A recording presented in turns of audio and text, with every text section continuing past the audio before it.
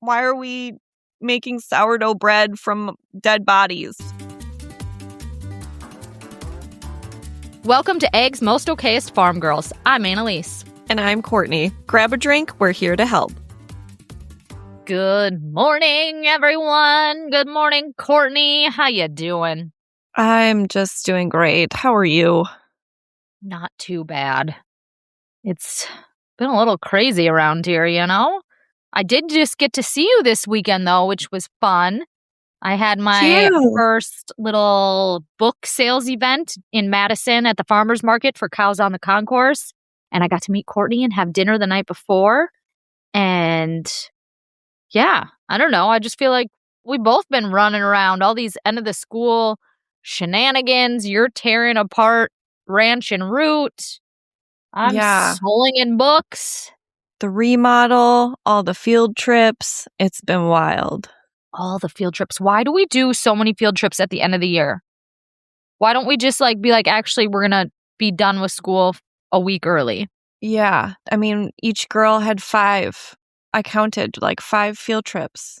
That's 10, everybody. If you're not good at math, that's 10.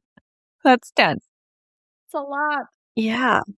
All right. But that's not what we're going to talk about today. Today, we are going to talk about things that farm girls know that everybody should know. And maybe this is like our letter to future farm girls who didn't grow up on a farm but want to get into it, or girls who are marrying into it. We're going to tell you some things we think you ought to know. I guess the first one being, and this was kind of inspired from a true story, is guys, farmers don't take holidays, okay? If the sun is shining and we need to make hay, then you're working on Memorial Day. Then you're working on the 4th of July. That's how it goes.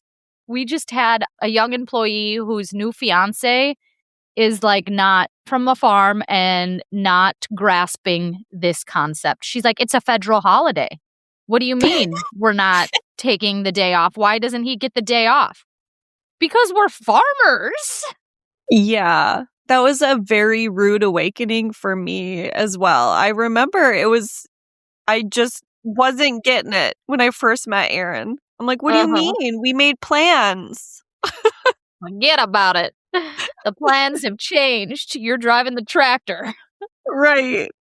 Yeah, it's just, I don't know, just interesting to me that the concept is so foreign to people. Just because, I don't know, maybe I grew up farming, so I've just always known, yeah, you can go ahead and try to make those plans, but there's a 50% chance it ain't happening if stuff needs to get done or something breaks, or it's just, farming is not a job where you take days off. Right? And so much of it depends on the weather, too. It's you can't control Mother Nature, obviously. I know. You just gotta roll with the punches. And if you're listening and you're like, but I can't handle this. I want my days off. I want to spend time with my person. You still can. It's just gonna look different. Some days you might be spending the 4th of July in a tractor if hay needs to be made or whatever's going on. Or you might have to miss that movie, that dinner date, because a cow is calving and needs help and now you missed the reservation. But guess what? It's still pretty cool. You still get to spend time with your person. It's just going to look different. Right. What better way to hang out with your loved one when you could just roll up your sleeves and deliver a calf? Right? Get in there. Be up to your nipples in afterbirth. I mean, that's where it's at. Say less. Yeah. I guess I remember, too, being that young and just thinking, okay, this is what marriage is going to look like, or this is what a grown-up relationship's going to look like, and we're going to do all these things together and be a partnership. And you are a partnership, but you're probably not going to do as many things together as you thought, unless you choose to go help. But there's going to be times, you're going to an event or a party solo because someone has to stay back and farm or take care of that animal or whatever's going on. Yeah, there's lots of solo events. Nobody warned me about that when I first started dating a farmer. This is your warning. If you're listening, you've been warned. Yeah, either stay home and help or you're going by yourself. You can pick which one sounds best to you. But you Mhm. gotta know that, like, farming is not a Monday through Friday 9 to 5 job. It doesn't work that way. There's no federal holidays for us. There's no snow days. You might get a rain day. Best we can do Yeah, is a rain day. And then you just have to hope you're not married to a farmer who has animals, because then, yeah, the rain doesn't matter. But right. so that's one thing farm girls know that everyone should know. I do have a few more on my list, and I'm sure you do too, Courtney. Mhm. Farm girls know that you never wear your good shoes to run to the farm real quick. No. I always still do it, though. I wear, like, flip-flops, and then just my whole foot gets eaten by a cow patty. Yeah, it'll be fine. How bad could it be? I won't get that dirty. It's fine. And then, yes, you're ankle False. deep in shit and it's not working. Also, like, there's no such thing as real quick. Like, the other morning, what were we? Oh, I was going to go read my book at the local coffee shop. And I was like, we're going to go down to the farm real quick to treat a sick calf. And that turned into an hour-long ordeal because I just kept finding more things that needed to be done. Or I was like, oh, dang it, now let me do this real quick. And it Mhm. just escalates. Yeah, 'cause our work is never really done. No, we just get too tired and we give up for the day. And then we pick up right back where we left off the next day. Yeah. How many pairs of shoes have you ruined by doing something at the farm real quick? So many. And everything just turns into farm shoes. Like, I don't have good shoes anymore. They're all just farm shoes. I feel like I do know this about you because where were we? And you're like, oh, my cowboy boots still have shit on them. And I was like, which ones did you bring? And you're like, it doesn't matter. No, they all just have shit. There's shit everywhere. I do pretty good. Like, I have a pair of like tennis shoes, workout shoes. Those are the always the first ones to get ruined because like it's a comfortable shoe. I'm like, oh, this would feel good for chores this afternoon. I'll wear these. I'm just feeding calves. They won't get that dirty. And then again, here we are, ankle deep in shit. And I ruined my good pair of tennis shoes. And then I buy another pair of tennis shoes and the cycle continues. It does. Yes. Another vicious cycle is painting your nails to hide the dirt. Like, farm girls know you paint your nails to hide all the dirt, but then you start farming and you do more stuff and your nails chip. And so then you take the nail polish off and then you see all the dirt and you're like, oh no, I have to paint them again. And then you go do work and they chip and it's just, it goes. Another cycle. Yeah. But I keep doing it because I don't know, even chipped nails looks better than all the nasty dirt on my man hands. Right. I do have press-on ones on again. I've been going through another phase. Like a couple years ago, I went through a big glue-on press-on nail phase.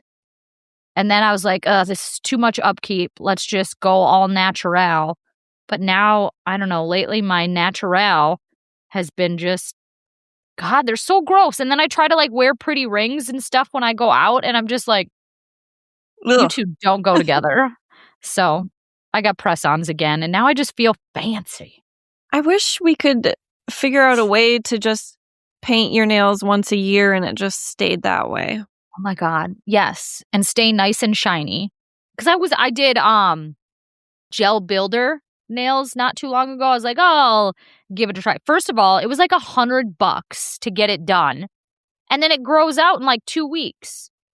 And then you Yeah. either have to go back to have it filled, which is more money and time, or you take it off yourself and just totally ruin your nails, which is what I did. Because, I mean, I wasn't going to go back and pay them money to take it off. No. You just can't win. You know, someone, an OK Farm Girl, did write in and she said, farm girls know to paint your nails a neon color because if you're working on equipment or fixing something, the neon color will like help you. I don't know. You'll be able to see it like, oh, I need to get this bolt into this hole because of my neon finger down there, which I had never thought of, but I ain't That's ever. smart. It is very smart. Yeah. Farm girls know that you don't block the diesel pump. Do you ever get yelled at for that? Yes. You have to pull through and leave that diesel pump Yeah. open.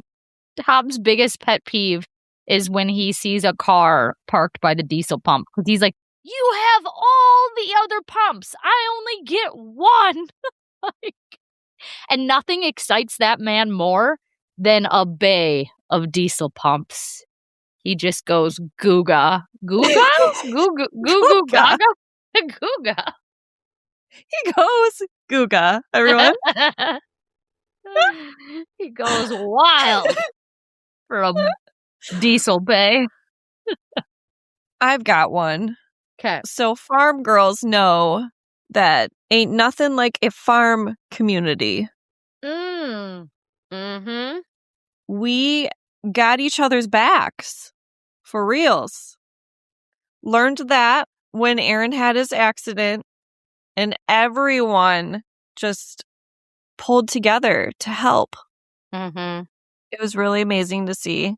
I know. Like those small town communities are great. And then just people in agriculture. Like I think of all the people we've met at our events or through the podcast, through social media that just like support us or help us whenever we need it. We'll send money, Venmo, like all the people, that random strangers that Venmo'd you money when Aaron had his accident. Like they hardly know you. And that's just so nice that people stick together. Thinking about me writing this book, another dairy farmer I know who's also an author, Chase Pagel, she has the Dairy Diaries. Go check out her books. She had heard I wrote a book. We, I don't know, kind of know each other, but not super well. And she took the time to like reach out to me and say, hey, I'm doing this event in Madison to sell my books. And like, it'd be really cool to have you there if you want to do it with me. And I was like, absolutely. And like, thank you. You know, like she could have easily just been like, I don't want a competitor in the same booth as me. I want to sell my books. But instead we collaborated. Like, that's so nice. I think that's truly unique to the small farm community. I don't think this is this way in other like industries.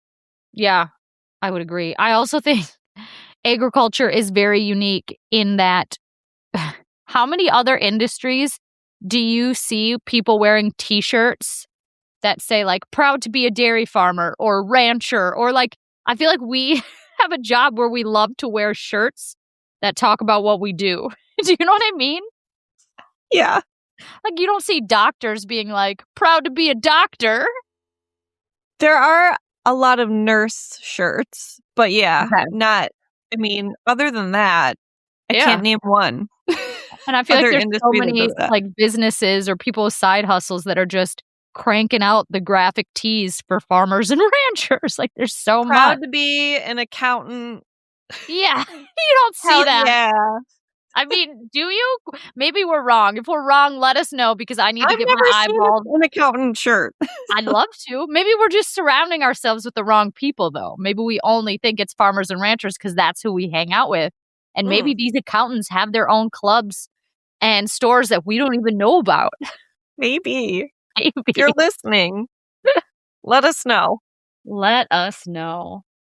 Farm girls know that dirty hands builds immunity. Mm-hmm. Look, yes, wash your hands after you take a leak. But I don't know. Or don't. Or don't. Who's going to know? Well, now I know. I don't do that, okay? I was just being funny. Now everybody's wondering. Last week, it was her peeing in the shower. Now she doesn't wash her hands. I'm just in my feral woman era, wearing muumuus. Just leave me alone. So you got another muumuu. Yes. Seems like you're on a slippery slope with these muumuus and shenanigans over there. Oh, I just love them, though. They're so airy. Mm-hmm. Okay, but washing hands, yeah. I don't know, if my kids come in from the farm doing chores, I'm not like, "Wash your hands."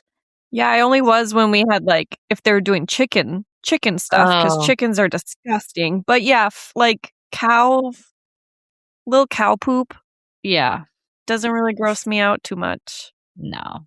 Farm girls know how to properly pee anywhere. Have you ever been somewhere where you're like, "I don't know what I'm gonna do. There's nowhere to pee?" Not me, I'll find a place. I always do.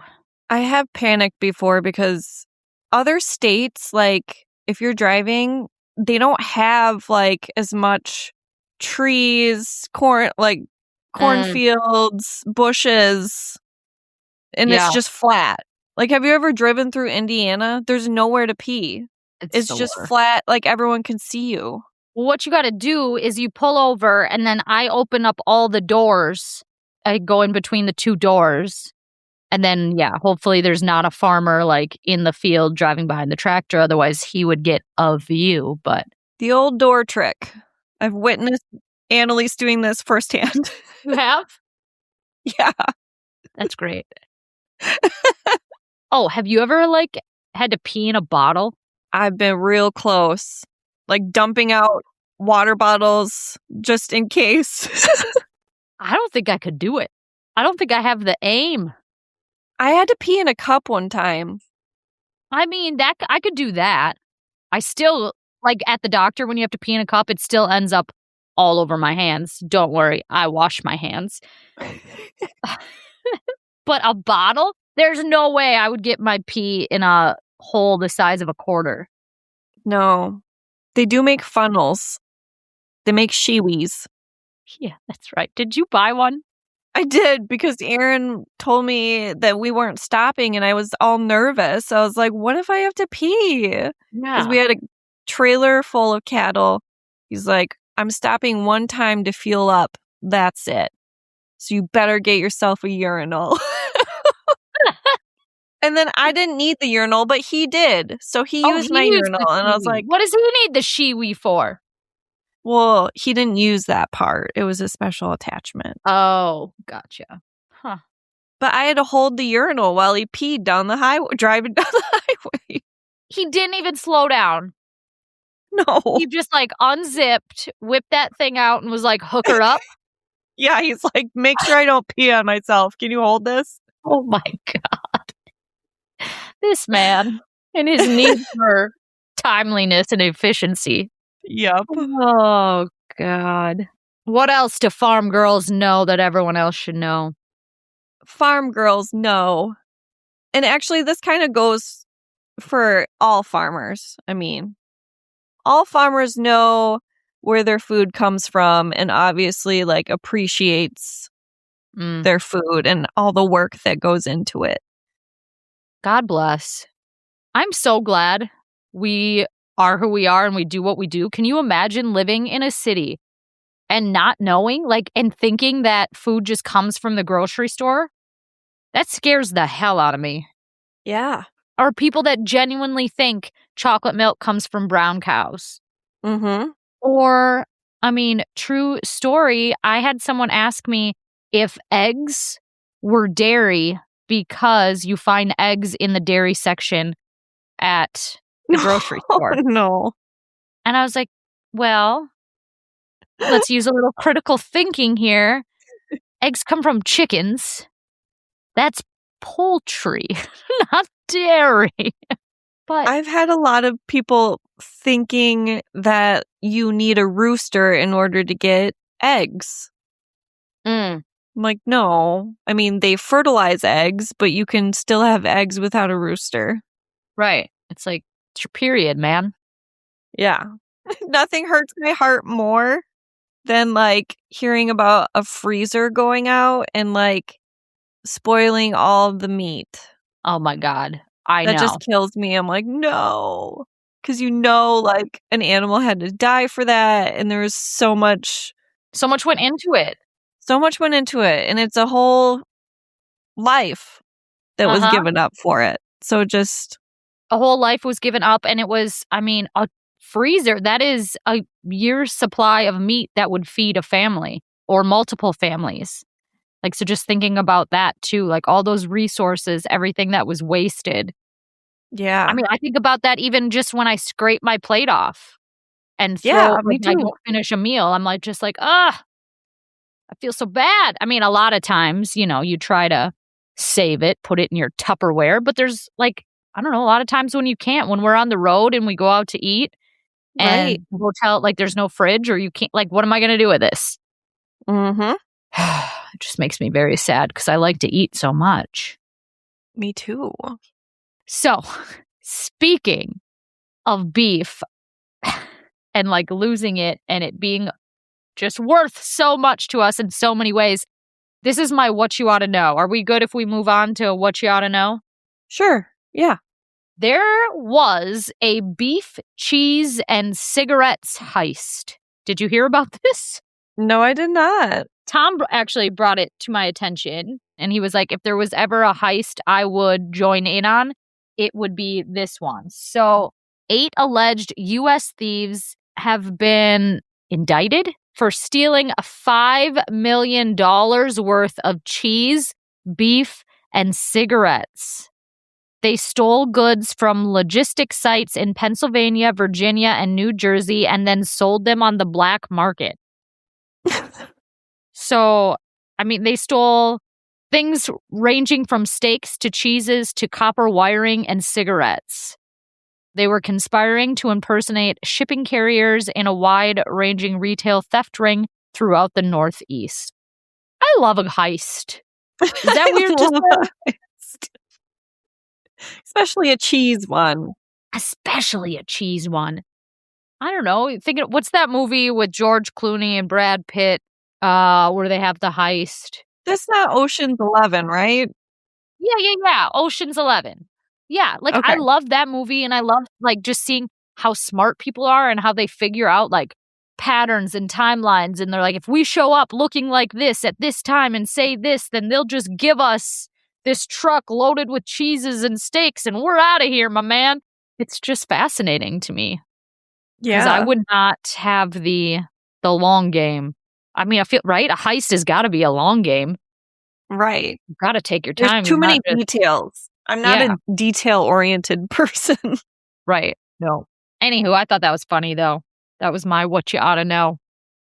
My what you oughta know is a few tips to help with overthinking and worrying yourself to death. Because that's what I do. Mhm. So, experts recommend scheduling it out. Schedule a 10-minute worry time, not like right before bed. Nope, that sounds not good, right? Yeah, then you can't sleep. But schedule it out for 6 o'clock or whatever. And it's called stimulus control for worry. Hmm. And the point of it is that things don't seem so scary when not like in that moment anymore. Ah. The emotions attached to it when it initially came up are no longer there, and it kind of shrinks and minimizes the fear. I mean, that makes sense, like, if you schedule if I were to write in my planner, "Today at 11 o'clock, worry about things for 15 minutes." When it was time to do that, I would be like, "This is dumb. I've got better things to do. I'm not gonna sit here and worry about bullshit." Right. So I'm going to try it and I will let you know how it goes. Please do. I'm very interested. I feel like it's either gonna work or I'm either gonna be like, "Yeah, I'm not gonna spend my time worrying," but then I'll, like, go do something else, and in the back of my mind, I'm still worrying. Right. Yeah, it's going to be hard to like turn it off just for that scheduled time, but we'll see. Yeah, it's either gonna work or Courtney's just gonna keep spiraling and worrying about more and more things, and she's not gonna be able to get herself out of this worry hurricane. I know. I also want everyone to know that I finally did it. I got a porch goose. Yay! Pulled He's the trigger. phenomenal. It is a she. Her name is Gracie Goose. The first outfit I have purchased so far is just a gold chain and some sunglasses because, like, summer vibes. That's what Gracie's putting out. I love her. It makes me so happy. I don't know when like all of a sudden old lady things become really cool and exciting, but I'm here for it. I'm having the time of my life. Talk about Right. whimsy, you know? Like porch geese and moo-moos. Like, Yes. there's nothing better, really.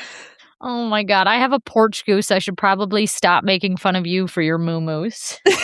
I'm gonna get your porch goose a A moo-moo. moo-moo! Yes! That is what she needs. Oh my god, and like a wig for like with curlers in her hair, and she's Yes! holding a cup of coffee. That'd be so cute. She's holding a pet cat. Oh, not a cat. Maybe what would be a good pet for a goose? A mouse? I think they would eat that. I think they would yeah, I think they would just torture and eat that. Now that I think about it, I don't think geese have pets. They seem more like the loner type. They don't need friends or companions. Okay. Okay. Okay. Courtney's dad, I really shot down that idea. Fine. I wanted to get her a pet cat, but okay, fine. I just really hate cats. I'm sorry. Oh, all right. Should we move on to a farm girl confession? Do we have a good one? Yes. Okay, here we go. So I am a huge fan of sharing my agriculture story, and we have had a lot of traction lately with the 250th anniversary of America and everything going on. And our house and farm is considered historic, being from that time period and actually before. So we have been approached by a huge national agriculture organization to get press and reporters and all sorts of attention to not only share our story, but also the history of our house and our farm. And they have told us, of course, they've kind of prepped us of keeping certain details private and that we can close certain doors when we're going through the historic house that we live in and all of this stuff. But how do you feel about drawing the line, and where do you draw the line at what stays personal and for your own protection while still sharing your story as a farmer and the importance of, our farm has survived this long and this is what we're doing in hopes to keep it going another 250 some years? Mm-hmm. Mm-hmm. This is very exciting. I love this question. I love that she's excited to share her story. But yeah, drawing that line, creating that boundary is tricky. Like we're kind of on the same page. We try not to say what town we're in and our address, although anyone could just look up where my business, like, Yes. I have a business with a storefront, so it's kind of hard on that, in that respect. I mean, yeah, let's face it. Like anybody who wants to stalk us or creep us, they can probably figure it out with a few Google searches. But like, But we're please not. don't. Well, please don't. But also, we're not going to blast that on Instagram and make it easier for them. And yeah, Courtney, your boundaries are different than mine. Like, I'll show my kids in social media. You choose not to. Like, that's okay. Like, just know that everybody's going to be different. And at the end of the day, it is up to you of what you want to show. But also know, like, you don't have to show everything to share your story. You can set boundaries and still be transparent and showcase your lifestyle and what you believe in. But you don't have to, like, you can just show people the outside of that 250-year-old house. You don't have to let anybody in if you don't want to. I personally wouldn't, because I don't want to frickin' spend time cleaning that house to let people in. Like, I'll show you the front porch. We can talk about this old AF house, and I'll give you a little history, and we'll walk around the farm. But, like, I draw the line at you coming into my kitchen. Yeah, everyone's comfort level is different. So you just have to be comfortable. Yeah. And just know too, like, for these, I don't know, who's ever filming or interviewing you, like, it is their job to ask all the questions. So they're probably maybe going to feel pushy or ask like, oh, can we, video in here? Or can we get this? And you just have to say, no, I'm not comfortable with that.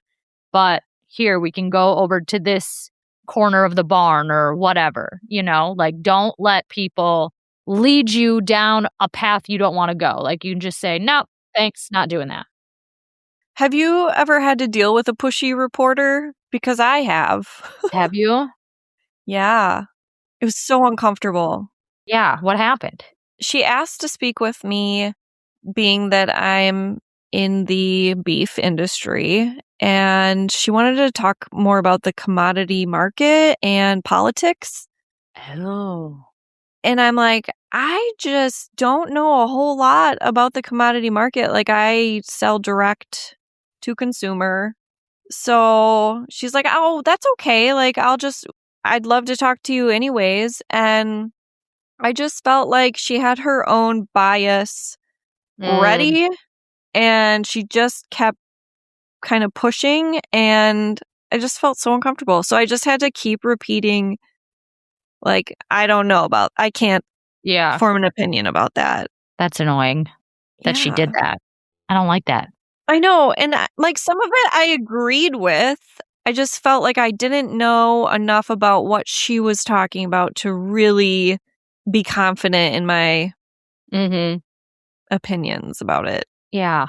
I think when it comes to sharing your story, and whether that's like you running your own Instagram page or Facebook page or doing an interview for the news, like before you do it, write down what you are comfortable with, write down your why, write down why you want to share your story, what message it is, write down why you think you can help people by sharing what it is you do, and just make that very clear so that you know what those boundaries are, and so that whoever you're working with also knows those boundaries. And if you can ahead of time, like write all that down and maybe even give them sample questions to ask you for the interview, it'll make, I think, everything go so much more smoothly.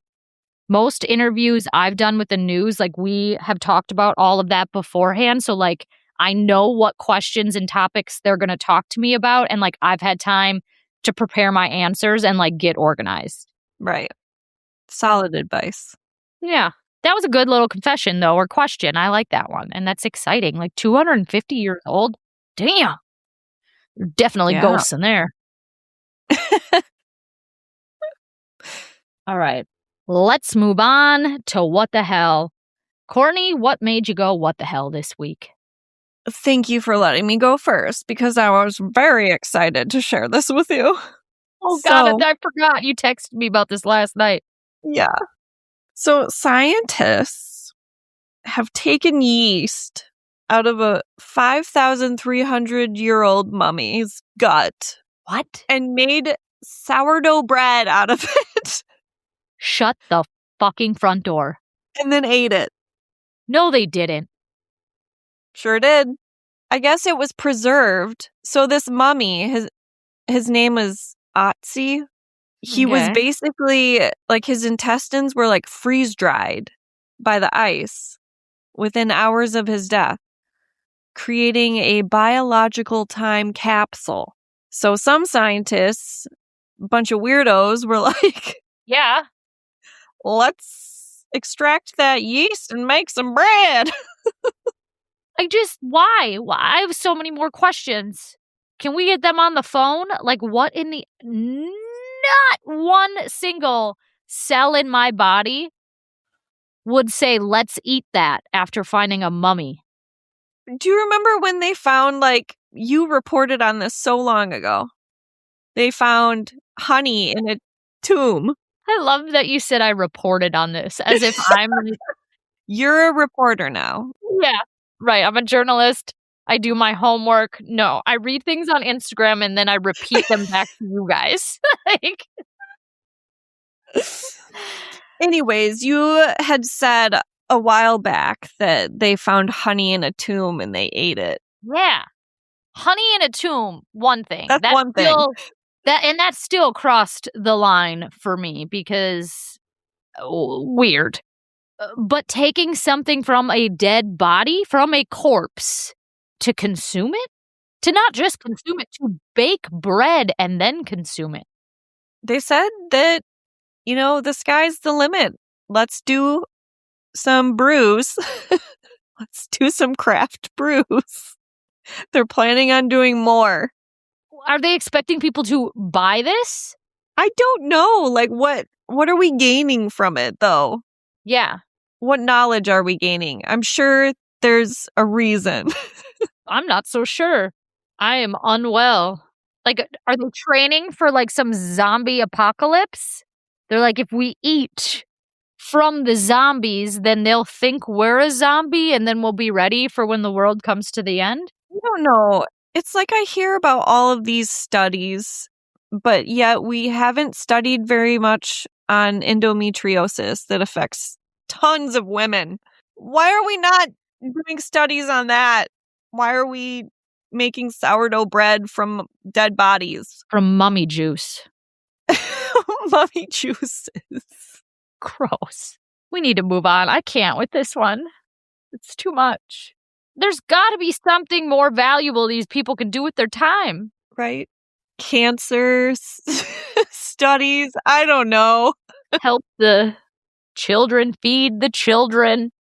Anyway, what do you have for us here? I've got two.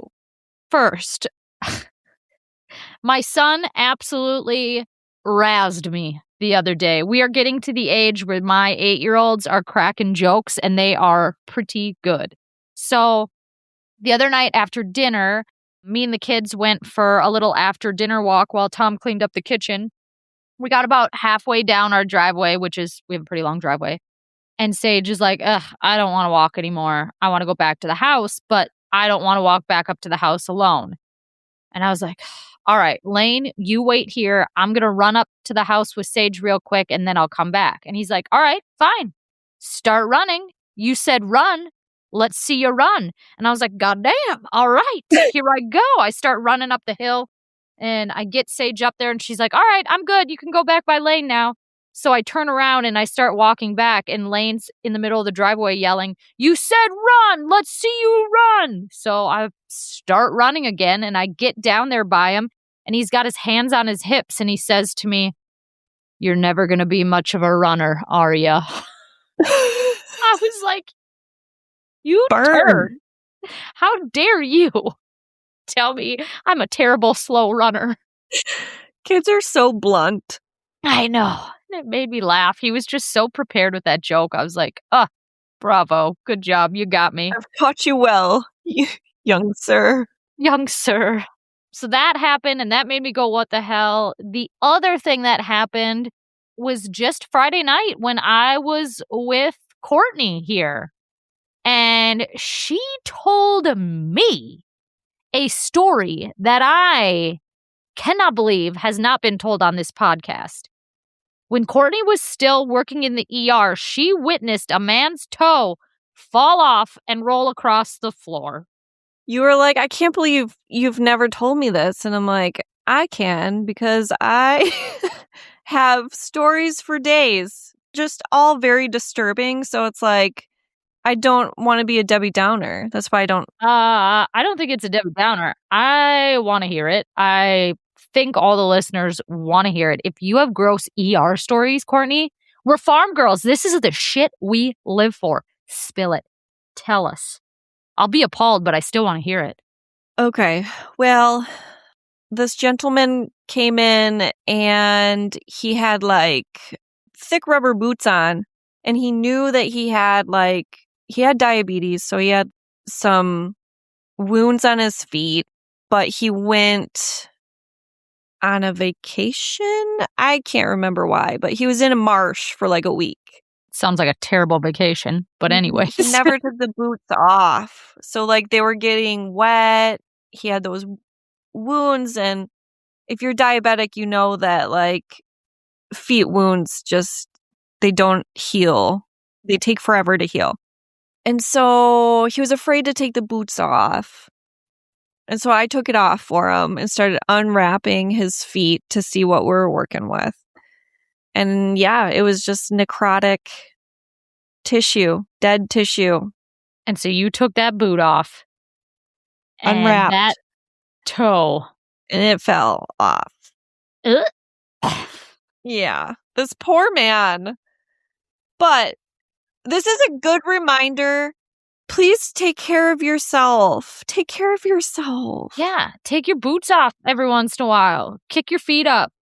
I think he was just so scared because he knew it was going to be bad. Ugh. What do you even do then for that? Like, do you still have to stitch it up? Or like, I think has he it went already... probably straight to surgery. That's probably where we sent him. Oof. Oy vey. The things you've seen. It's just so weird to me. Like, human stuff, I cannot handle it. But if it was like a cow, like, I love to slice open an abscess on the farm. Mm-hmm. Love to see gross shit. Weird shit. But not on humans. And human, like, poop stuff. Ooh. Wound and poop stuff on humans is just a whole different ballpark. I think it's because I expect more from humans. I expect all humans to know how to take care of themselves and to take care of themselves. We're like animals. It's like they don't know what to do. It's not their fault. And so maybe I'm blaming people. Do you know what I'm saying? Yeah, I know what you're saying. You expect people to take care of themselves, but yeah, like how did it they get don't. this far? Yeah, A lot of people let don't. this happen? Ugh. Yeesh. Okay. Anyways, if you want to hear more disturbing stories, let me know. Let's start a new segment. I'm just I'm here kidding. for it. I'm reluctant to talk about it because obviously I would never give any like identifiable information of any previous patients. But also I live in a small town. Like someone listening could be like, oh, that happened to my son. She's talking about my son, making fun of him for his medical issues, you know? Yeah. I get ya. So I guess we won't be able to do this at a future episode. Shoot.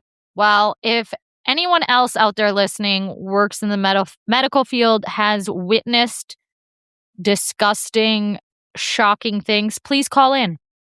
Okay? We want to hear about it. And you can call in anonymously. Give us the tea. Give us the shock and awe. You know it is what we live for. Yes. Shock and awe. Shock and awe. Well, with that, Courtney, I think we ought to call it a day. I gotta go. All right. Sell some beef and sell some books and feed some calves. All in a hard day's work, you know? Bye, everyone. All right. Goodbye. Guys, thanks for hanging out with us today.